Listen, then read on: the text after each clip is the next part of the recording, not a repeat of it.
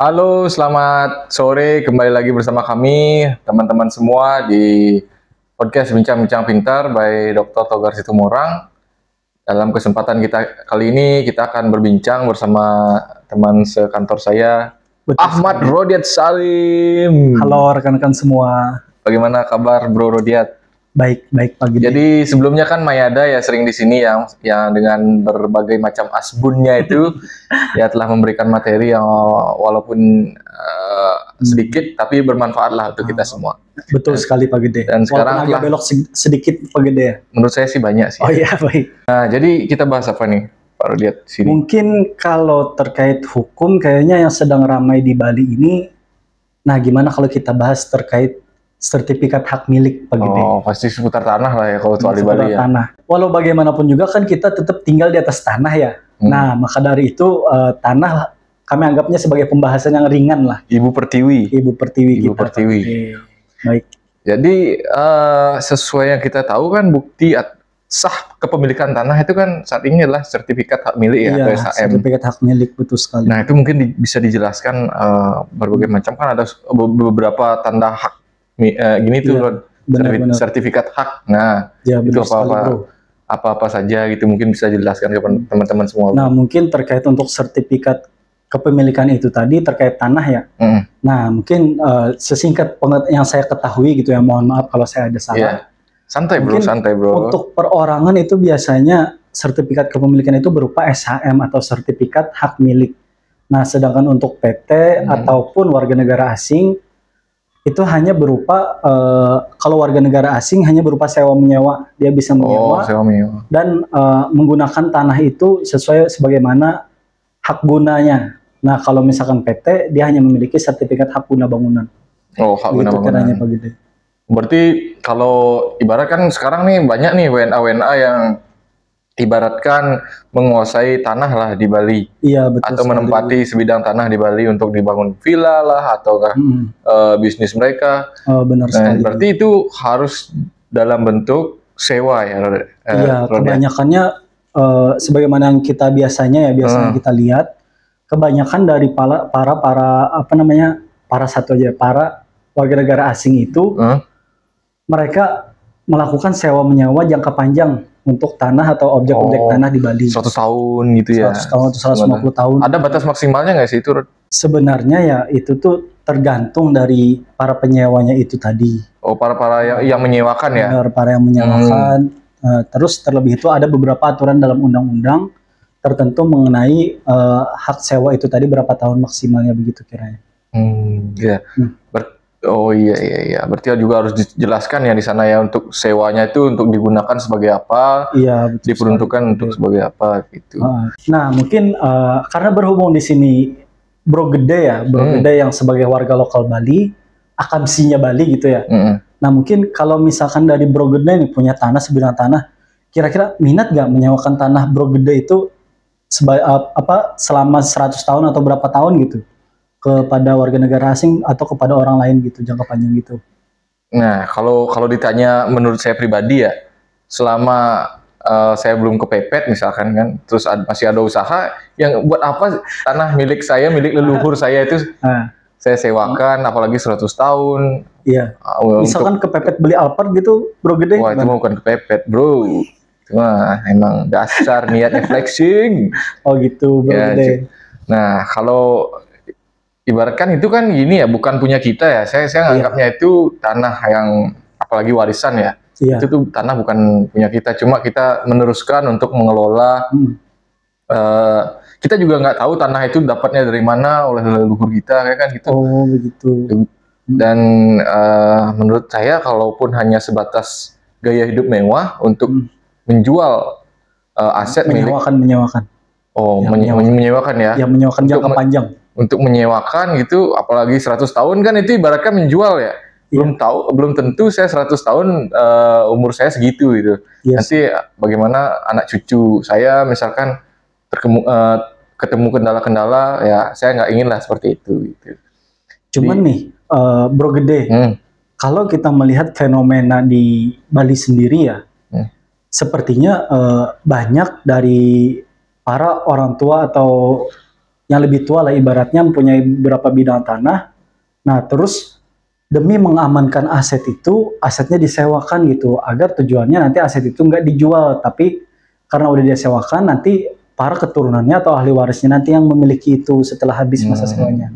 Gimana tuh Bro? Ya kalau emang itu prospeknya bagus ya apa salahnya ya kan? Prospeknya Ya, bagus dan menguntungkan, terus emang ada bisnis di sana, usaha seperti properti atau enggak, kan banyak tuh perusahaan-perusahaan yang emang notabene adalah prospeknya bagus gitu. Iya, benar. Nah, kalau emang yang kebanyakan sekarang kan kita lihat WNA itu ya bermain ya. Iya, sebagian besar. Sebagian besar ya kan. Yang di sini tuh bermain lah dengan dia berkedok menyewa lahan, terus orang-orang sini tuh ditipu. Dan juga bahkan dicurangi. Iya benar. Dan bahkan lebih parahnya lagi adalah adat istiadat mulai tergerus, dan juga beberapa wilayah di Bali tentunya sudah dianggap sudah dirubah bentuknya Bro, demi usaha-usaha investor asing ini. Iya. Tuh. Nah, cuman ngomong-ngomong terkait penipuan tanah tadi, Bro Gede. SHM tadi ya, apa namanya, sebagai bukti kepemilikan dari kita ya, bukti tertinggi ya buat kepemilikan kita. Nah sebenarnya kalau kita udah punya SHM tadi, apakah bisa masih diserobot oleh orang lain gitu, Bro, tanahnya? Sebenarnya kalau menurut sepemahaman saya ya, SHM itu kan hanya bukti sah kepemilikan kan itu. Iya, betul. Dalam bentuk kertas atau surat. Nah, kembali lagi kalau untuk kewajiban menjaga objek tanah tersebut adalah dikembalikan kepada pemilik atau pemegang hak kan itu. Nah, kalaupun nanti terjadi penyerobotan tanah ataupun kejahatan-kejahatan lainnya terhadap tanah tersebut, ya itu sudah ada undang-undang yang mengatur. Misalkan penyerobotan tanah kan udah ada di kita undang-undang hukum pidana kan begitu. Iya. Nah, artinya surat itu hanyalah bukti, bukan hanya. Iya, berarti kembali ke diri kita masing-masing, Bro ya, untuk menjaga tanah kita masing-masing. Bukan semata-mata itu sudah mutlak tanah itu aman gitu loh. Bener. Oh berarti walaupun kita udah punya SHM, Bro ya, berarti tetap nggak ada jaminan bagi keamanan tanah-tanah kita ya, Bro Gede ya. Betul, karena saya juga sempat bertanya kepada pihak BPN ya, salah satu kantor BPN di Bali. Waktu itu adalah kegiatan ukur ulang di daerah Legian, Bro. Jadi itu tuh berselisihan antara tetangga, pemilik suatu villa dan tetangganya terkait pembatas tanah. Nah itu biasanya kan untuk pengukuran ulang, untuk menentukan hasilnya itu, untuk pengembalian batas haknya itu kan harus tanda tangan penyanding ya. Penyanding ini adalah tetangganya tersebut. Tetangga dari bidang-bidang tanah tadi. Sedangkan sekarang posisinya adalah pemilik tanah itu sedang berkonflik dengan tetangganya. Jadi bagaimana tetangganya bisa menyetujui kan itu? Benar. Saya juga sempat bertanya ke BPN bagaimana solusinya jika demikian. Nah pihak BPN menjawab bahwasanya itu adalah kewajiban dari pemegang hak milik atau pemegang objek tanah tersebut. Jadi bukanlah kewenangan BPN untuk menjaga batas-batas tanah tersebut, Bro. Gitu. Oh, kembali ke diri masing-masing. Makanya diselesaikan dulu secara mediasi biasanya. Iya. Habis itu baru nanti mereka mengkaji ulang lagi berdasarkan hasil-hasil ukur sebelumnya. Gitu sih, Bro. Benar. Nah, mungkin kira-kira nih, Bro Gede, sepengalaman Bro Gede terkait masalah pertanahan ini, kira-kira ada saran nggak buat masyarakat di Bali lah, ibaratnya biar nggak merasakan hal serupa tadi atas terkait sengketa perbatasan tanah. Nah, selain itu terkait sengketa penyerobotan tanah atau klaim SHM ganda, gitu. Bro Gede gimana? Kalau saran dari saya sih, yang pertama kembali ke diri sendiri dulu ya. Iya benar Bro Gede. Iya. Benar. Soalnya itu pemegang haknya kan kita nggak ya jujur aja kita nggak boleh ke egois lah ke pemerintah kan semata sebentar-bentar nyalain pemerintah kan itu, sedangkan kitanya juga nggak aware dengan hal itu gitu. Yang pertama kan tentunya apa yang menjadi hak kita tentunya harus kita jaga dong, terutama tanah gitu.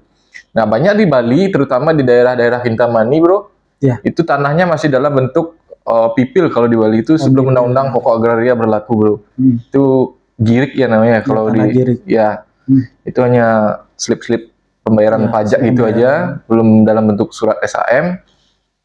Dan tiba-tiba waktu dulu 2020 atau 2019 gitu, waktu ada program Prona itu, tiba-tiba sudah seseorang bisa mendaftarkan tanah tersebut menjadi sertifikat hak milik gitu. Padahal kan dia mungkin dulunya hanya menempati doang tanah tersebut, mungkin dikasih minjam kan gitu. Tiba-tiba diterbitkanlah SHM itu. Nah, hal-hal ini kan tentunya juga harus kita atasi atau kita cegah. Mulai dari disiplin untuk mengurus segala administrasi tentang tanah, mulai dari pendaftarannya dan juga sertifikat-sertifikat hak milik tersebut.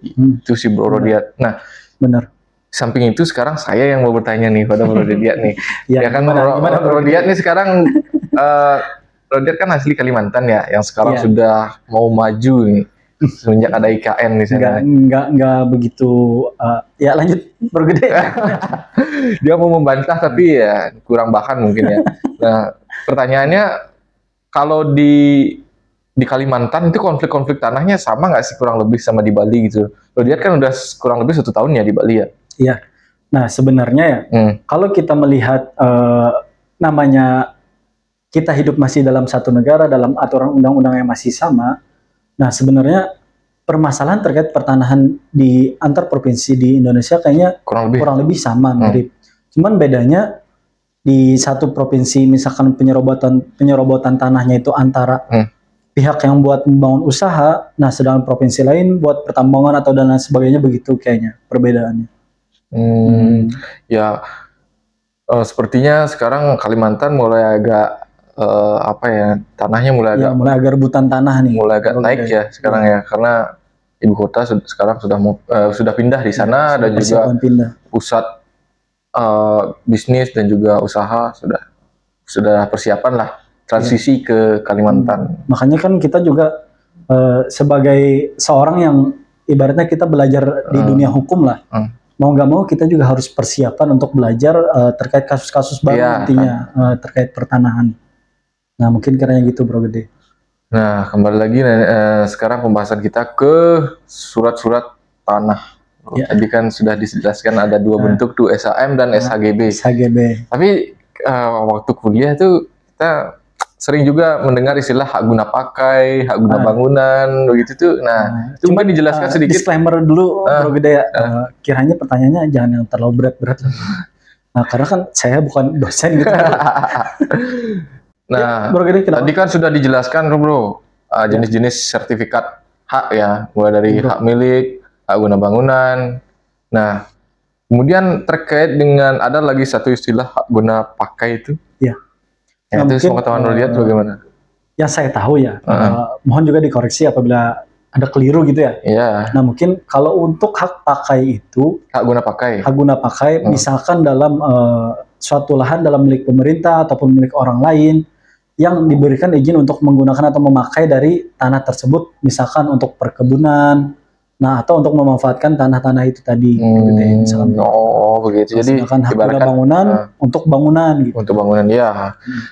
Jadi ibaratkan mereka itu menyewa tanah kepada negara gitu ya, atau memakai tanah milik orang lain. Iya, memanfaatkan. Tapi atas izin pemilik tanah tersebut dong tentunya. Sekali. Nah itu tadi penjelasan dari Rodiat ya. Kemudian kasus-kasus apa lagi ya yang banyak terjadi? Paling sertifikat ganda sih ya yang masih banyak terjadi ya. Nah itu biasanya disebabkan oleh apa sih, Rod?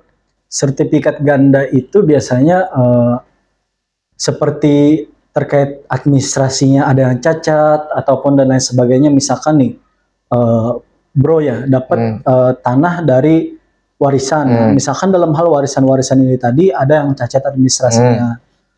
Misalkan udah dari nenek moyangnya udah dijual misalkan itu tadi tanah, yang cucu-cucunya nggak tahu, tiba-tiba cucu-cucunya malah mau waris gitu. Nah kemungkinan sepertinya banyak yang begitu, Bro. Nah berarti sistemnya BPN nggak mendetek dong adanya sertifikat ganda itu atau arsip mereka gitu. Masa iya satu bidang tanah yang sama bisa menerbitkan 2 sertifikat milik gitu, Bro? Namanya manusia bukan nabi, boy. Wah, itu kurang tempelengin aja ya.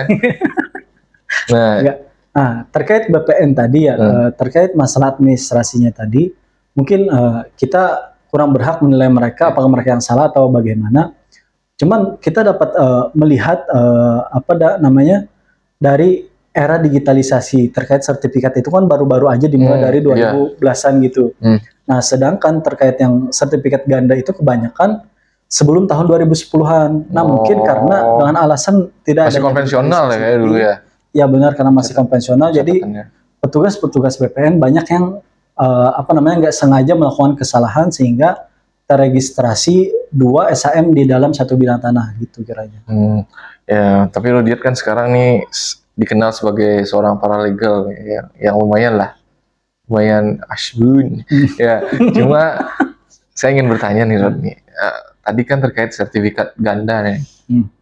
Apakah kalau misalkan seseorang memilih menemukan kasus nih sertifikat ganda, sedangkan habis itu mereka bersengketa dong tentunya karena merebutkan, oh ini hak saya, itu hak saya, ya kan?